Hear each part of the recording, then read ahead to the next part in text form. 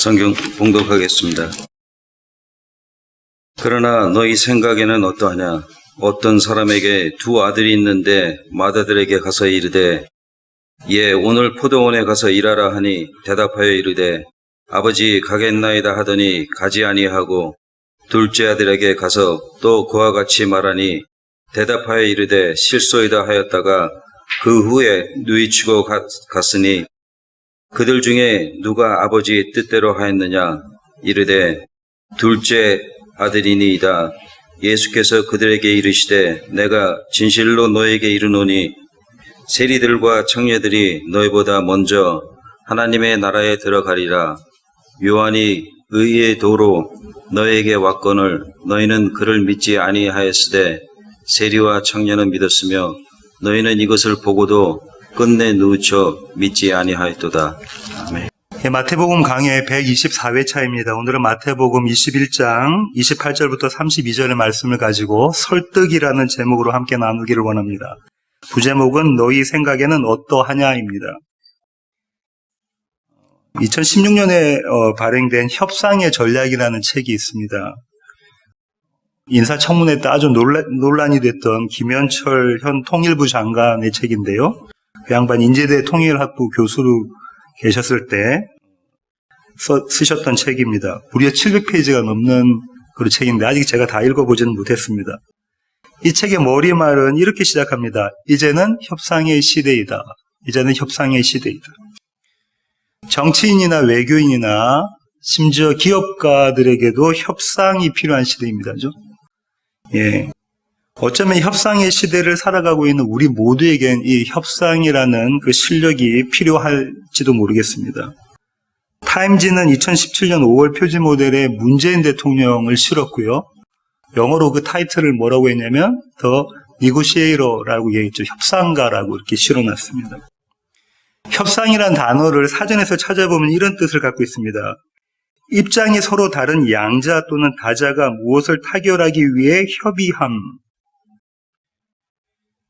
협상에 임하는 협상가는 그러니까 자기 편에 유리하게 협상을 해야 되겠죠. 상대방을 설득해야 될 필요가 있습니다. 최고의 협상가는 최고의 설득자여야 됩니다. 하지만 협상은 100% 설득이 되어지지 않습니다. 협상이라는 것 자체가 그렇습니다. 왜죠?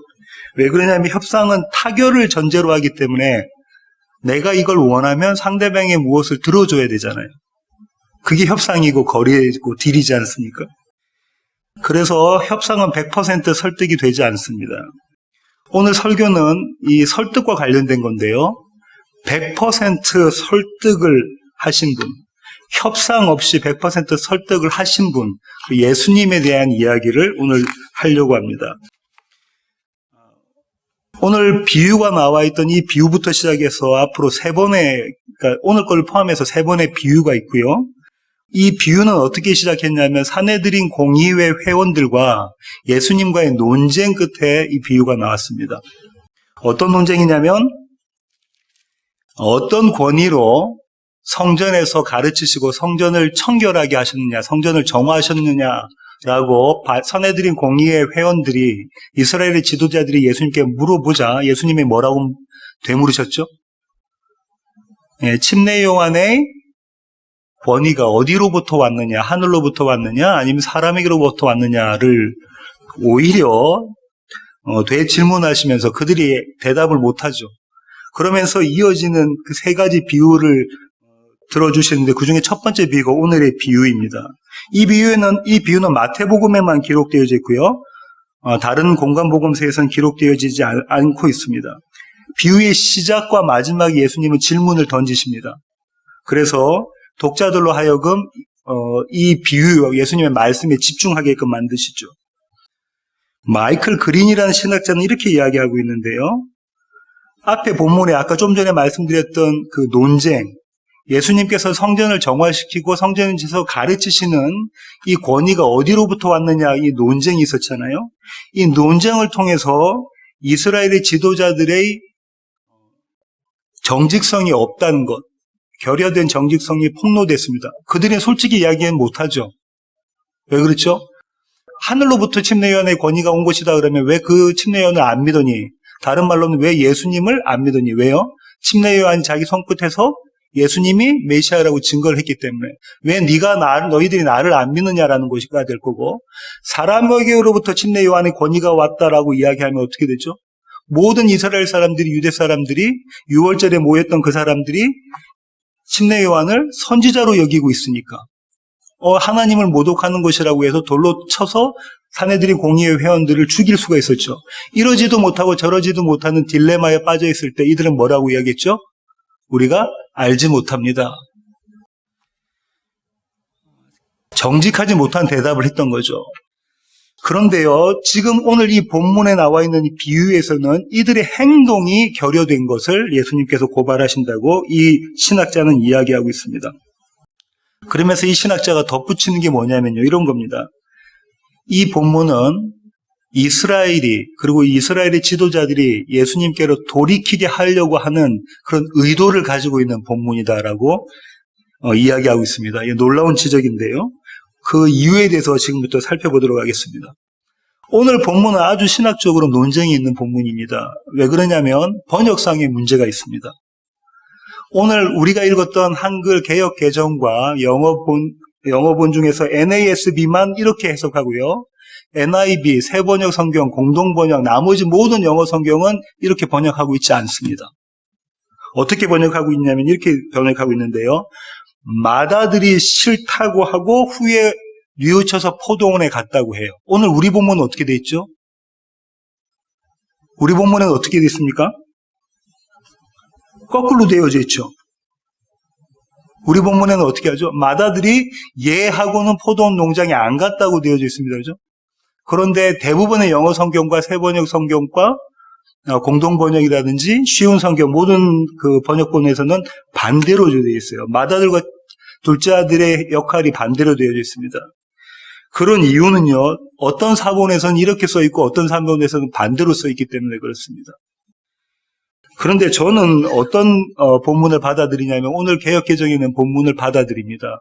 왜 그러냐면 항상 먼저 하나님의 말씀이, 하나님의 명령이 주어진 자들이 유대인들이고요, 이스라엘이고요, 그 다음에 죄인들이 아니라 자칭 의인이라고 생각하는 사람들이기 때문에 그렇습니다. 그래서 오늘 본문에 의해서 제가 오늘 본문을 해석하도록 하겠습니다. 그럼 에피소드를 소개하겠는데요. 오늘 본문의 에피소드는 28절 상반절 보시면 이렇게 시작하죠. 그러나 너희 생각에는 어떠하냐? 예수님께서 이스라엘 지도자들에게 물어보십니다. 너희 생각에는 어떠니? 이렇게 물어보시죠. 예수님은 이런 질문을 자주 하셨습니다. 마태복음 17장 25절 가보시겠습니다. 마태복음 17장 25절입니다. 시몬아, 내 생각은 어떠하냐? 보이시죠? 마태복음 18장 12절 보시겠습니다. 너희 생각에는 어떠하냐? 예수님은 이런 그 질문을 자주 하십니다. 이런 질문을 하셔서 도대체 무슨 생각을 말씀하시는 것이지? 라는 의문을 갖게 만들고 예수님이 하시는 말씀에 집중하도록 만들고 있죠. 왜냐하면 예수님께서 이렇게 질문하셨기 때문에 이 이야기를 끝까지 듣지 않으면 안 되게끔 주님께서 그렇게 말씀하고 계십니다. 그 다음부터 비유의 내용이 나오는데요. 28절 하반절부터 30절까지 제가 한번 읽어보겠습니다. 어떤 사람에게 두 아들이 있는데 맏아들에게 가서 이르되 예 오늘 포도원에 가서 일하라 하니 대답하여 이르되 아버지 가겠나이다 하더니 가지 아니하고 둘째 아들에게 가서 또 그와 같이 말하니 대답하여 이르되 실소이다 하였다가 그 후에 뉘우치고 갔으니 아버지의 명령이 뭡니까? 아버지에겐 두 아들이 있었습니다. 포도원을 가지고 계신 포도원 농장 주인인데요. 두 아들이 있었는데 이 두 아들에게 아버지는 똑같은 명령을 내립니다. 그 명령이 뭐죠? 포도원에 가서 일하라입니다. 맏아들의 반응은 어떻습니까? 예라고 대답하고 포도원에 가지 않습니다. 둘째 아들은요, 아니야라고 이야기하고 뒤에 뉘우쳐서 포도원에 가서 일을 하게 되죠. 이 대목을 유대 사람들이 읽을 때, 이 마태복음은 유대인들이 1차 독자자잖아요. 이 마태복음을 들었을 때하고 마태복음을 읽었을 때, 이 비유를 읽었을 때 유대 사람들은 경악을 합니다. 왜냐하면 당시 고대 이스라엘 사회에서는 아버지가 명령하면 예 하고 순종을 해야 되는 거예요. 아버지 말씀을 듣지 않는 것은 도대체 있을 수 없는 일입니다. 우리나라도 그렇지, 우리나라의 고대 사회도 그렇습니다. 대부분의 세계에 있는 고대 사회들은 아버지가 이야기하면 자녀는 그 이야기를 순종을 해야 되는 것이 마땅한 일이었죠. 그래서 이 이야기를 듣고 있는, 예수님의 말씀을 듣고 있는 이 유대 사람들은 아주 경악하고 당황스러운 그런 그 마음을 가지고 예수님의 이야기를 듣고 있습니다. 그 다음에 예수님께서 비유의 결론을 내시는데요. 결론을 어떻게 내시냐면 이렇게 내십니다. 31절 상반절 보십시오. 그들 중에 누가 아버지의 뜻대로 하였느냐? 맏아들이 아버지 뜻대로 했니? 아니면 둘째 아들이 아버지 뜻대로 했니? 이때 이스라엘의 지도자들이 대답이 뭡니까? 뭐죠? 둘째 아들이 아버지 뜻대로 했다고 합니다. 그죠? 아버지의 말씀에 순종한 자들이 아버지의 뜻대로 했다고 합니다. 이 대답 위에 다른 대답이 있을 수가 없습니다. 그죠? 누구나 다 이 문맥상에서 이 대답을 해야 되는 거죠. 제가 주목한 구절은 이 구절인데요. 아버지의 뜻대로 행하는 자입니다. 아버지의 뜻대로 행하는 자. 도널드 헤그너라는 신학자와 대부분의 신학자는 이 부분을 어떻게 해석을 하냐면 이렇게 이야기합니다. 아버지의 뜻으로 행하는다는 것은 어떤 거냐면 입술로만 예 하고 대답하는 것이 아니라 행함으로 보여주는 것이다. 순종하는 것이다. 이렇게 이야기하죠. 마태복음 7장 24절부터 27절 한번 보실까요? 마태복음 7장 24절부터 27절입니다. 이미 우리가 봤던 구절인데요. 제가 한번 읽어보겠습니다. 그러므로 누구든지 나의 이 말을 듣고 행하는 자는 그 집을 반석 위에 지은 지혜로운 사람 같으리니 비가 내리고 창수가 나고 바람이 불어 그 집에 부딪히되 무너지지 아니하나니 이는 주추를 반석 위에 놓은 까닭이요 나의 이 말을 듣고 행하지 아니하는 자는 그 집을 모래 위에 지은 어리석은 사람 같으리니 비가 내리고 창수가 나고 바람이 불어 그 집에 부딪힘에 무너져 그 무너짐이 심하니라. 신학자들은 이 구절과 오늘 본문의 말씀의 구절, 이 여러 구절들을 가지고 뭐라고 이야기를 하고 있냐면 행함이 있는 믿음이어야 한다라고 이야기합니다. 야고보가 이야기한 것처럼 행함이 있는 믿음이어야 된다라고 이야기하는 거죠. 근데 한번 이렇게 생각해 볼게요. 그러면은 사내들인 공의회 회원, 사내들인 공의회 회원은 어떻게 구성된다고 그랬죠? 71명이 어떻게 구성됩니까? 대제사장들과 바리새인 중에 바리새인이라고 하는 서기관들과 유대인들의 어른 장로들 이렇게 해서 구성이 되잖아요. 그럼 이스라엘에서는 하나님의 말씀을 가장 잘 안다는 사람들이며 하나님의 말씀대로 행한다는 사람들이 이들입니다. 이들이 행함을 안 했을까요? 이들이 하나님의 말씀에 순종하지 않았을까요? 도대체 이 성경에서 이야기하고 있는 행함은 뭐 어떤 것일까요? 마태복음 7장, 조금 전에 읽으셨던 7장 21절부터 한번 보실까요? 나더러 주여 주여 하는 자마다 다 천국에 들어갈 것이 아니요 다만 하늘에 계신 내 아버지의 뜻대로 행하는 자라야 들어가리라. 그날에 많은 사람들이 나더러 이르되 주여 주여 우리가 주의 이름으로 선지자 노릇하며 주의 이름으로 귀신을 쫓아내며 주의 이름으로 많은 권능을 행하지 아니하였나이까 하리니 그때 내가 그들에게 밝히 말하되 내가 너희를 도무지 알지 못하니 불법을 행하는 자들아 내게서 떠나가라 하리라. 이들이 행했다니까요. 엄청난 능력을 가지고 행합니다. 그죠? 예수 이름으로 누굴 쫓아냅니까? 귀신도 쫓아내고요. 예수 이름으로 뭘 하죠? 병든 사람을 병도 고쳐줍니다. 앉은 사람도 이렇게 세우고요. 앞을 못 보는 사람도 보게 하는 거죠. 많은 행함을 했어요. 제가 만약에 지금 이런 행함을 하면 이 자리가 꽉 찹니다. 그렇지 않겠습니까? 이 자리가 꽉 차요. 이런 행함을 했던 자들인데 주님이 뭐라고 하시냐면 너희는 입술로 주여 주여 하는 자들이라는 거예요. 행함을 했음에도 불구하고. 이 문맥이 그대로 오늘 본문의 비유에 있는 문맥입니다. 아버지, 제가 포도원에 가서 일하겠습니다라고 이야기하는 것, 주여 주여 한다는 것이 이 본문에 있는 이 내용입니다. 이 다음에 주님께서 오늘 본문으로 다시 돌아오셔서요. 이 비유에 대한 해설을 해주십니다. 31절 하반절부터 32절 한번 보실까요? 예수께서 그들에게 이르시되 내가 진실로 너에게 이르노니 세리들과 창녀들이 너희보다 먼저 하나님의 나라에 들어가리라. 요한이 의의 도로 너희에게 왔거늘 너희는 그를 믿지 아니하였으되 세리와 창녀는 믿었으며 너희는 이것을 보고도 끝내 뉘우쳐 믿지 아니하였도다. 주님이 직접 오늘 비유에 나와 있는 두 인물인 두 아들에 대해서 소개를 해주신다 그죠?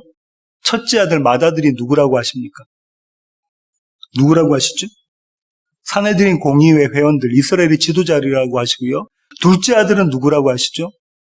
세리와 창녀입니다. 한마디로 말하면 죄인인 거죠, 죄인들. 이 얘기를 예수님께로부터 들었던 당시 이스라엘에 내노라 하는 지도자들은 어떤 심정이었을까요? 어떤 감정이 들었을까요? 또다시 경악하게 됩니다. 그죠? 또다시 경악합니다. 이들은 세리와 창녀들을 어떻게 봤을까요? 벌레 보듯이 했을 거라고요. 그죠? 그들의 몸에 대하면 안 되잖아요. 그죠?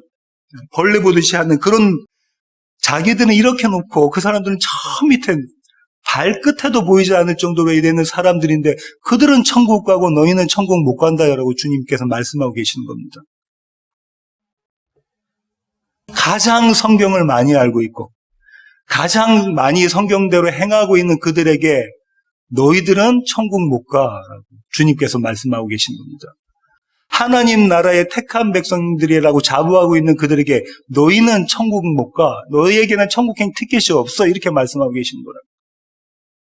그들의 결론은 뭘까요?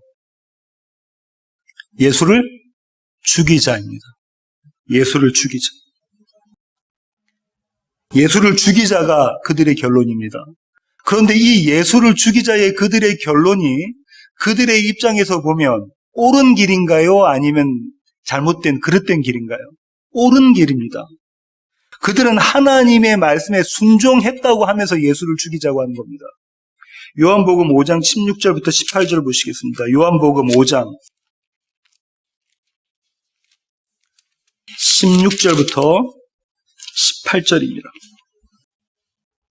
그러므로 안식일에 이러한 일을 행하신다 하여 유대인들이 예수를 박해하게 된지라.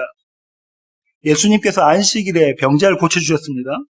예수께서 그들에게 이르시되 내 아버지께서 이제까지 일하시니 나도 일한다 하시매. 예수님이 엄청나게 충격적인 말씀을 하고 계신 거예요. 하늘 아버지가 일하고 계시니까 내가 안식일에 일한다라고 말씀하신 거예요. 유대인들이 이로 말미암아 더욱 예수를 죽이고자 하니 이는 안식일을 범할 뿐만 아니라 하나님을 자기의 친아버지라 하여 자기를 하나님과 동등으로 삼으심이로라.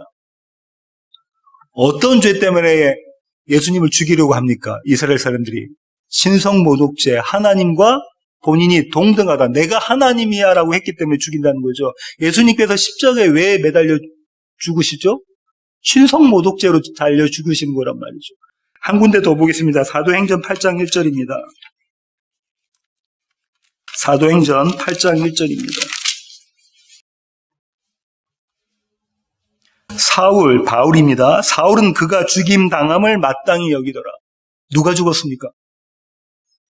이스라엘 교회의 첫 순교자가 누구죠? 스데반 집사입니다. 스데반 집사가 돌에 맞아 죽었습니다. 근데 바울이 어떻게 여겼다고요? 마땅하다, 그의 죽으심은. 마땅하다. 그의 죽으심은 마땅하다는 것은 돌을 던지면서 지금 뭐 하고 있다는 거예요? 하나님의 원함, 하나님의 뜻을 우리가 행하고 있습니다라고 합니다. 신성모독한 저런 자들은 반드시 죽어야 됩니다라고 행함을 하고 있다는 거죠. 아버지의 뜻대로 행함이 무언가 예수님께서 이제부터 설명해 주시는데요. 그 설명이 뭐냐면 요한이 왔어 너희 앞에. 근데 요한이 의의 길을 선포했어. 그런데 너희는 요한을 믿지 않았다. 주님은 이 행함을 전혀 다르게 해석하십니다. 뭐라고 하죠?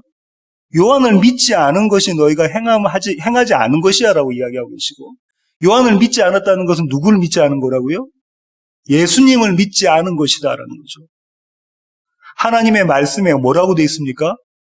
말라기에 뭐라고 되어 있죠? 메시아가 오기 전에 엘리야를 보낼 것이다. 그 엘리야가 누구라고요? 침례 요한이다. 이들은 그런 거 다 알고 있었죠. 성격에 박식한 자들입니다. 내노라는 학자들이에요. 근데 지금 뭐라고요? 요한을 믿지 않은 것은 나를 믿지 않은 것이고 나를 믿지 않은 것은 너희들이 행함이 없는 것이다라고 주님께서 말씀하고 계시는 거예요. 근데 누가 행함이 있다고 하는 겁니까? 세리와 창녀들은 행함이 있다고 하는 거예요. 왜요? 예수님을 믿었거든요. 요한의 증거를 믿어서 예수님을 믿게 되었거든요. 성경이 말하는 행함에 대해서 한 번 더 보겠습니다. 요한복음 6장 28절부터 29절입니다. 요한복음 6장 28절부터 29절입니다. 그들이 묻되 우리가 어떻게 하여야 하나님의 일을 하오리이까? 지금 뭐라고 이야기하냐면 우리가 어떻게 해야 하나님의 일을 하겠습니까? 우리가 어떻게 하나님의 일, 행함이라는 걸 하겠습니까? 하나님의 말씀에 순종하겠습니까? 라고 그들이 예수님께 물어보죠. 예수님께서 뭐라고 답하십니까? 예수께서 대답하여 이르시되 하나님께서 보내신 일을 믿는 것, 나를 믿는 것이 하나님의 일이다라고 합니다. 나를 믿는 것이 하나님의 일이다라고 예수님께서 말씀하고 계시죠. 하나님의 일이 뭐라고요? 예수님을 믿는 것. 행함이 뭐라고요? 성경에서 말한 행함이 예수님을 믿는 겁니다. 침례 요한이, 예수님의 성그림자로 온 침례 요한이 선포했던 복음이 뭡니까? 회개하라, 천국이 가까이 왔다. 예수님께서 침례 받으시고 난 다음에 선포하셨던 광야에서 시험 받으시고 난 다음에 나오셔서 선포하셨던 복음이 뭐죠? 회개하라, 천국이 왔답니다. 성경에 나와 있는 복음은 다른 게 하나도 없어요. 뭐라고요? 회개하라, 천국이 왔다. 다시 말하면 이겁니다. 회개한 자만이 천국을 볼 수 있다는 거예요. 회개한 자만이 천국을 볼 수 있다. 죄인인 줄 아는 사람만이 의인이신 예수님 앞에 손을 내밀 수 있다는 겁니다. 누가복음 18장 9절부터 14절 보시겠습니다. 누가복음 18장 9절부터 14절. 찾으셨으면 제가 한번 읽어보겠습니다. 또 자기를 의롭다고 믿고 다른 사람을 멸시하는 자들에게 이 비유로 말씀하시되 두 사람이 기도하러 성전에 올라가니 하나는 바리새인이요 하나는 세리라. 바리새인은 서서 따로 기도하여 이르되 하나님이여 나는 다른 사람들 곧 토색 불이 간음을 하는 자들과 같지 아니하고 이 세리와도 같지 아니함을 감사하나이다. 나는 일회에 2번씩 금식하고 또 소득의 11조를 드리나이다 하고. 지금 바리새인이 뭐 하고 있다는 겁니까? 행함을 하고 있다는 거예요.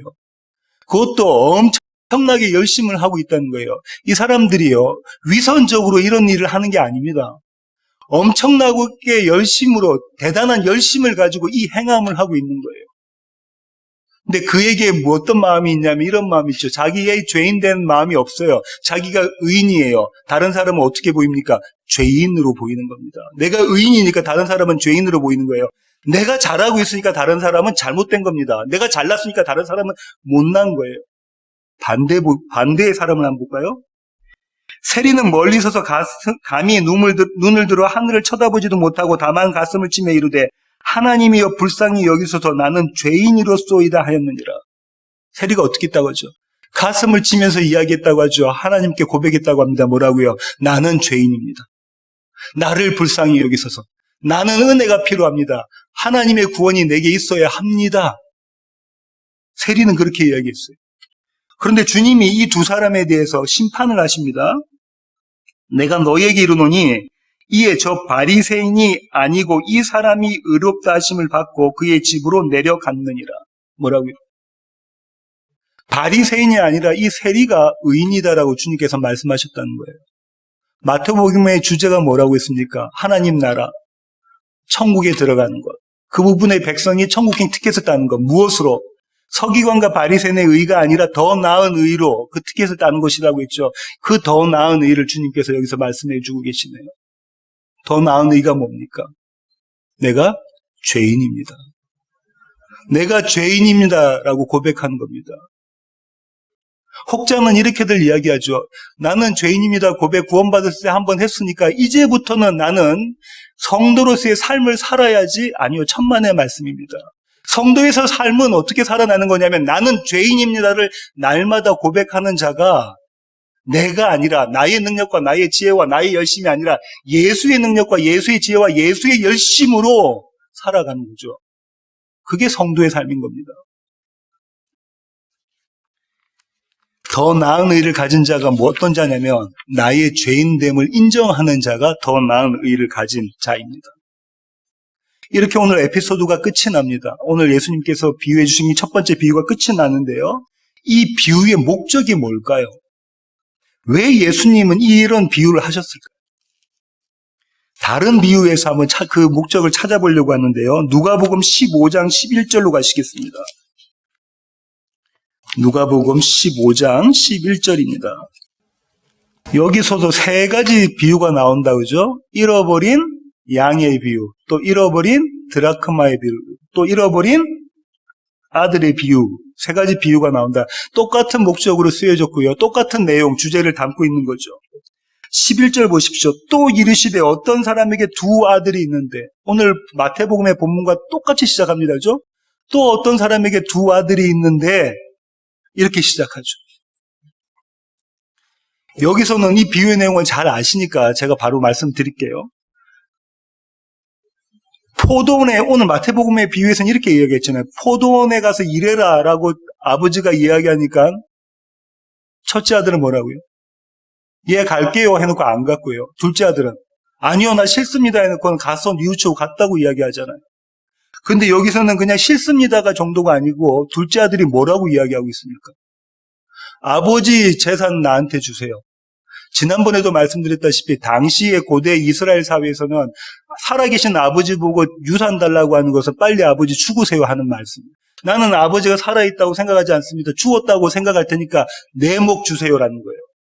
만약에 내 유산 주세요, 나한테 상속해 주세요라고 이야기하면 그 사실을 동네 사람들이 다 알게 않으면 우리 동네에 어떤 사람이 나타나 이런 나쁜 사람, 이런 도대체 이거 입에서 나오려고 해서 이런 나쁜 사람이 있으면 우리 동네에 살면 안 되겠다 해서 돌로 쳐 죽이는 거예요.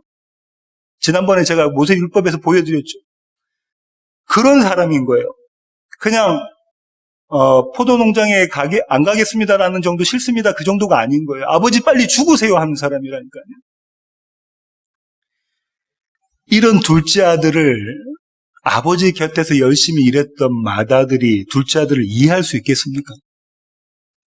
죽었다 깨어나도 이해를 못합니다. 맏아들이 둘째 아들을 보는 시선은 어떤 시선이었는 줄 아시겠습니까?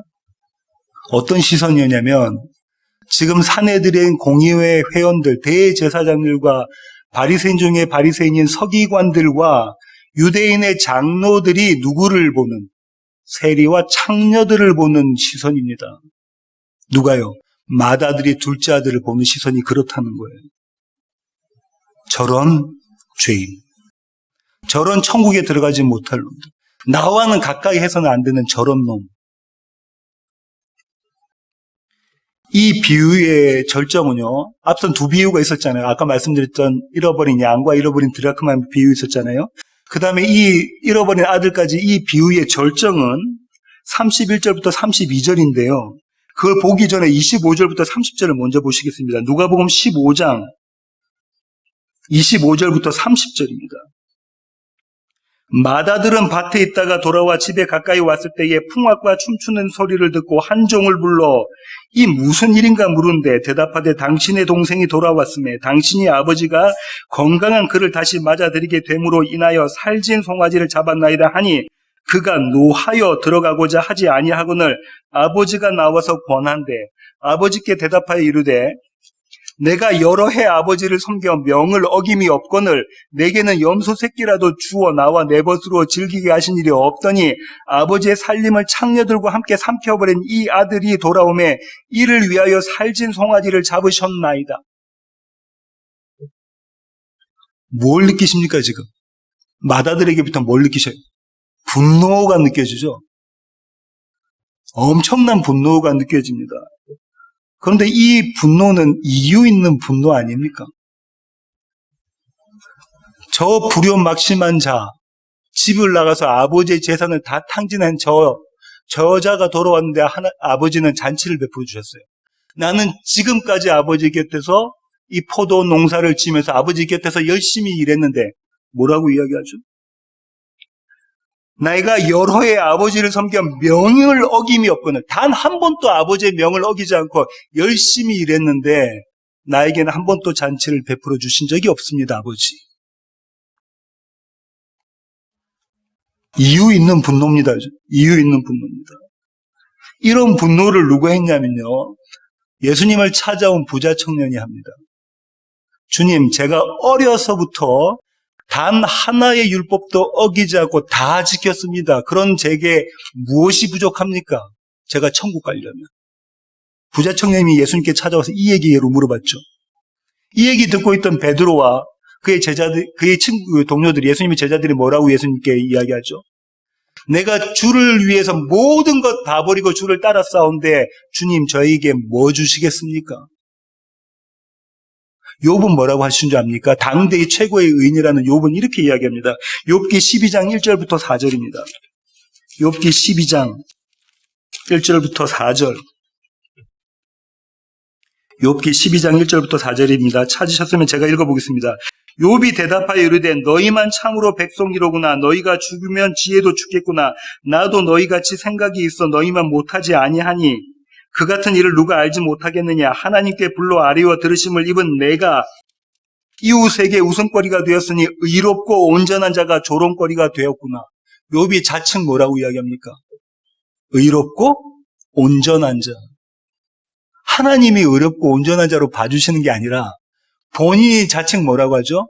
나는 의롭게 살았고 온전하게 살았고 늘 아버지 곁에서 아버지의 명을 단 한 번도 어김없이 지켰던 자입니다.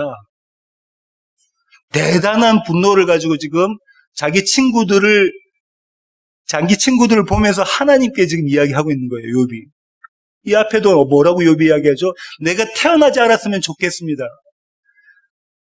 한 장 가까이를 한 장 전부 다를 뭐라고 이야기하고 있냐면 욥이 하나님 내가 태어나지 않았으면 좋았을 것을 왜 나를 태어나게 하셔서 이 고생을 하게 만드십니까? 라고 당대의 의인이라는 욥이 이야기합니다. 이게 맏아들의 분노예요. 당연합니다. 저와 여러분은요. 매일 이 분노하죠. 하나님 도대체 이게 뭡니까? 제가 그러잖아요. 하나님 도대체 지금 7년 넘어서 8년째 들어가고 8년이 다 됐는 목회 가운데 이게 뭡니까 주님? 대단한 분노 가지고 한다고요. 맏아들이라니까요, 제가.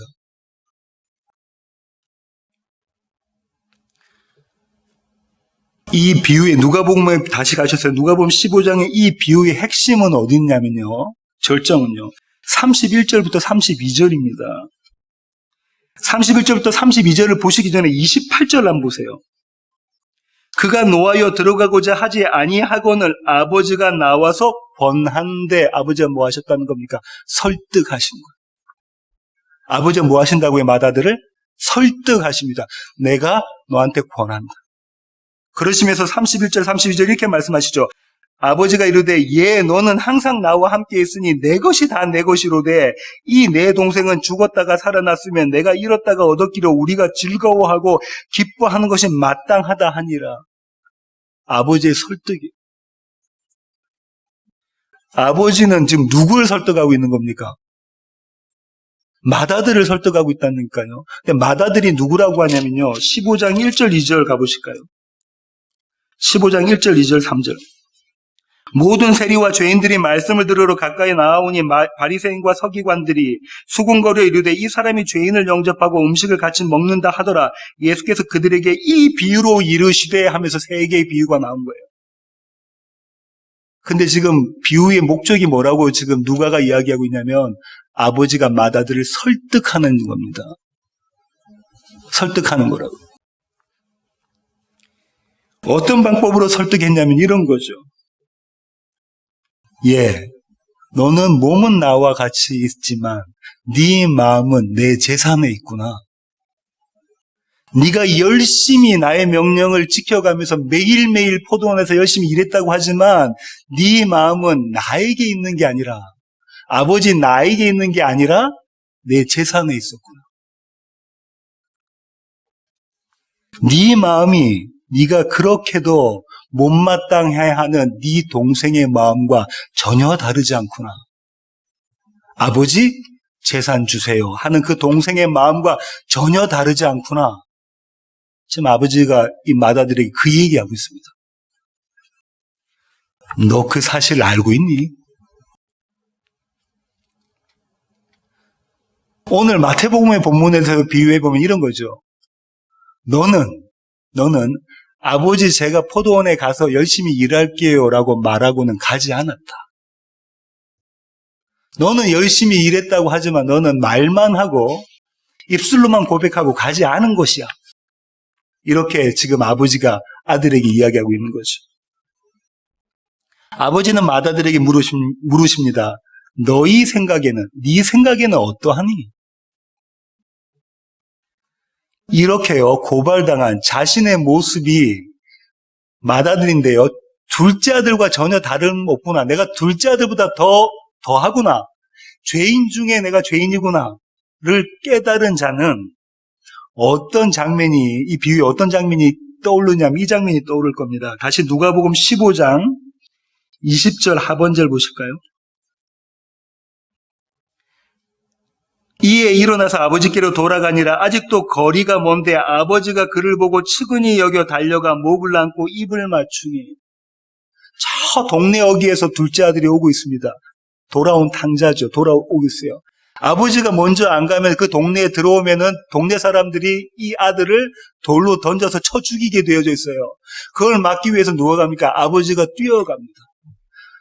저 멀리 보이는데 보이자마자 눈에 보일동 말동하는 점이 자기 아들인 걸 알자 아버지가 맨발로 쫓아 뛰어갑니다. 그리고 그의 목을 끌어안고 키스를 하고 안고 그저 입맞춤을 하고 그러고 있는 장면인 거죠. 첫째 아들이 아버지가 설득했잖아요. 설득당한 첫째 아들은 그 둘째 아들이 바로 나구나를 보는 거예요. 아버지가 그렇게 끌어안고 입맞추고 있는 둘째 아들이 바로 나구나를 보고 있는 거예요. 아버지가 나를 저렇게 사랑하고 계시구나를 보고 있는 거라고. 이 두 장면이 오버랩되는 거라고. 아까 제가 이 성전 마당에 있는 두 남자에 대한 이야기를 해드렸잖아요.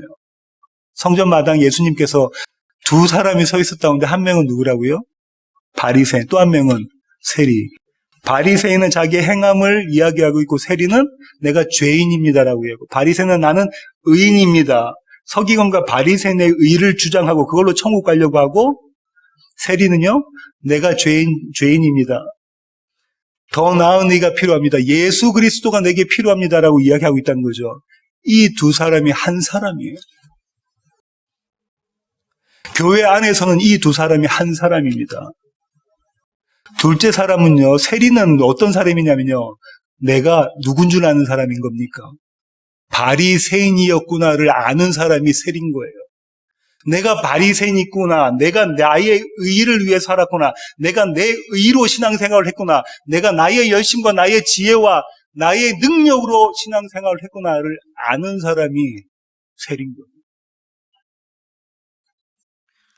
오늘 설교의 결론을 맺도록 하겠습니다.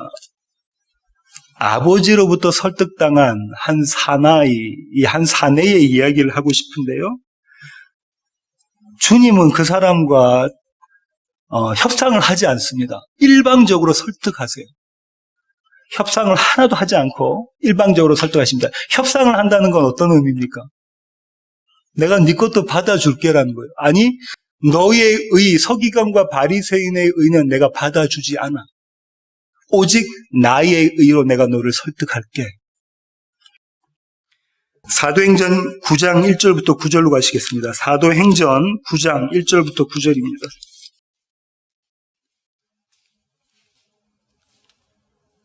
사울이, 아까 그 사울입니다. 바울. 스데반 집사가 죽은 것이 마땅하다 여기는 그 사울이죠. 주의 제자들에 대하여 여전히 위협과 살기가 등등하여 대제사장에게 가서 다메섹 여러 회당에 가져갈 공문을 청하니, 이는 만일 그 도를 따르는 사람을 만나면 남녀를 막론하고 결박하여 예루살렘으로 잡아오려 함이라. 이게 무슨 의냐면 서기관과 바리새인의 의. 뭐라고요? 포도원에서 내가 포도원 농장에 갈게요 아버지라고 이야기하고 가지 않은 사람들의 모습인 겁니다. 이런 자를 주님이 찾아오셔서 설득을 하십니다. 보십시오. 사울이 길을 가다가 다메섹에 가까이 이르더니 호련히 하늘로부터 빛이 그를 둘러 비추는지라 땅에 엎드려져 들으며 소리가 있어 이르시되 사울아 사울아 내가 어찌하여 나를 박해하느냐 하시거늘 대답하되 주여 누구시니까 이르시되 나는 내가 박해하는 예수라 너는 일어나 시내로 들어가라 내가 행할 것을 내게 이를 자가 있느니라 하시니 같이 가던 사람들은 소리만 듣고 아무도 보지 못하여 말을 못하고 서 있더라. 사울이 땅에서 일어나 눈은 떴으나 아무것도 보지 못하고 사람의 손에 끌려 다메섹으로 들어가서 사흘 동안 보지도 못하고 먹지도 마시지도 아니하니라. 맨 마지막에 있는 구절 사흘 동안 보지도 먹지도 마시지도 아무것도 못했다. 이게 무슨 말입니까? 무슨 말인가요?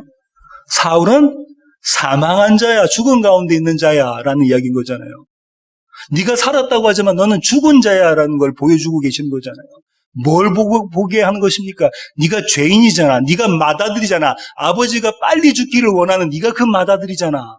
아버지 곁에서 열심을 내고 있다고 하는 네가 그런 자잖아.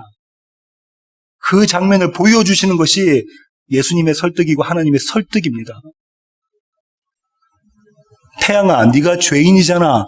그걸 보여주신 것이 예수님의 설득입니다.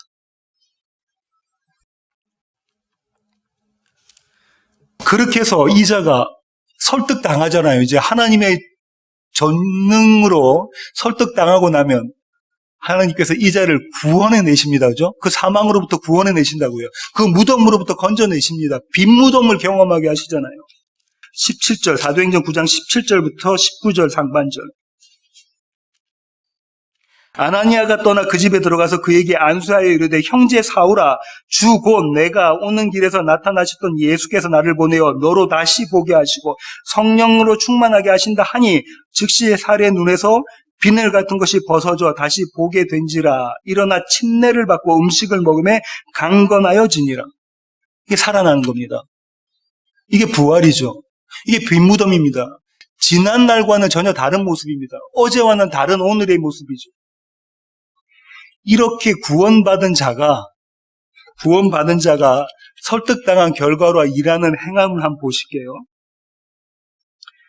19절 하반절부터입니다. 사울이 다메섹에 있는 제자들과 함께 며칠 있을 새 즉시로 각 회당에서 예수가 하나님의 아들이심을 전파하니 듣는 사람이 다 놀라 마로되 이 사람이 예루살렘에서 이 이름을 부르는 사람을 멸하려던 자가 아니냐.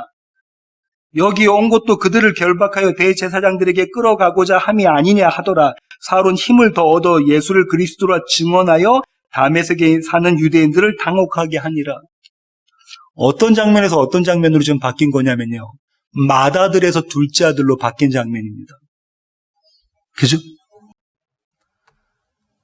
이스라엘의 지도자 사내들인 공의회 회원에서 세리와 창렬로 바뀐 장면이에요.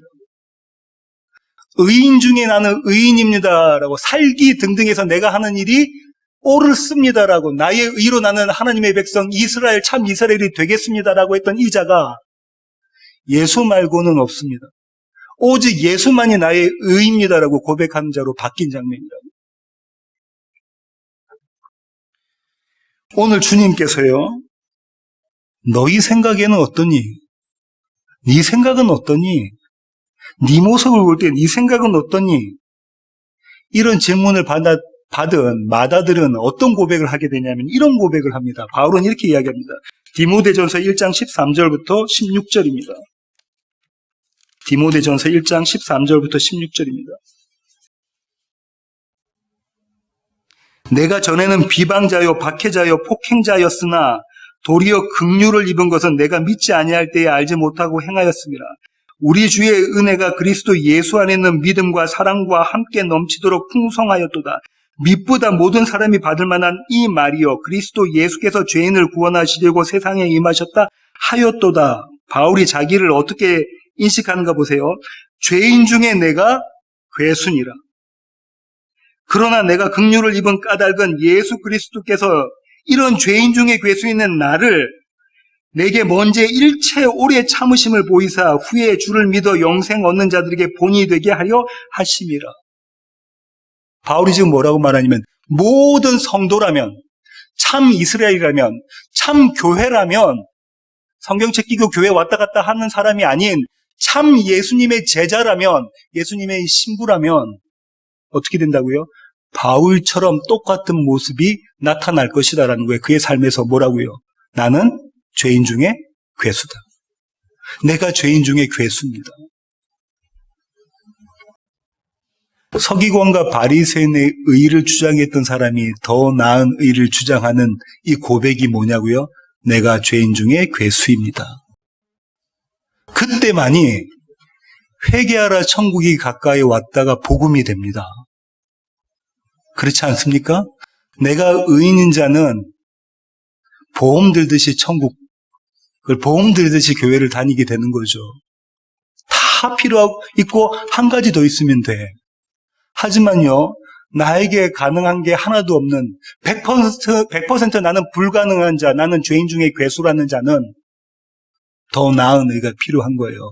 회개하라 천국이 왔어. 내가 왔어. 라고 주님이 말씀하시면 그 앞에서 주님, 제가 죄인 중에 괴수입니다라고 고백하게 되죠.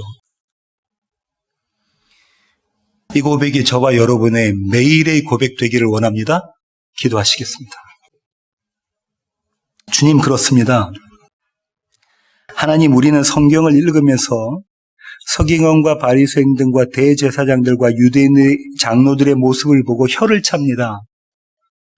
그들의 위선과 그들의 믿음 없음과 그들의 행함 없음을 보고 도대체 어떻게 저렇게 할 수 있을까라고 그들을 비난하며 혀를 차죠.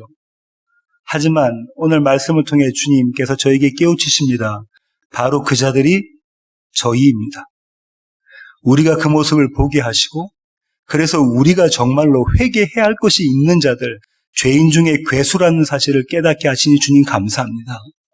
하나님, 그래서 천국이 왔다 회개하라는 그 복음이 우리에게 복음되게 하시니 주님 감사합니다. 날마다 의인 노릇하는 우리를 설득해 가시는 하나님의 그 사랑에 주님 저희들이 감사합니다.